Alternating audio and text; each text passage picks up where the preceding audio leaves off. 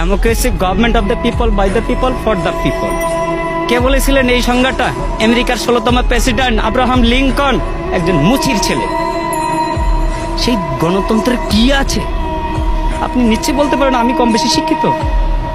অবশ্যই কিছু শিক্ষিত। আমার হাতে কি রিক্সা? কেন? আমি ভালো কিছু করার কি আমার যোগ্যতা নেই, দক্ষতা নেই? আছে, কিন্তু আমার যাচাই বাছাই করার আমার প্ল্যাটফর্ম পাই না। তার আগে ওনারা খেলা শুরু করে দিয়েছেন, খেলা হবে, খেলা হবে। আর কি খেলা হবে? আপনি কি খেলতে চান?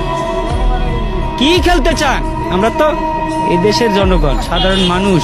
আপনি আমাদের কাতারে আসেন, তারপর খেলা কাকে বলে আমরা খেলবো। আপনিও খেলেন।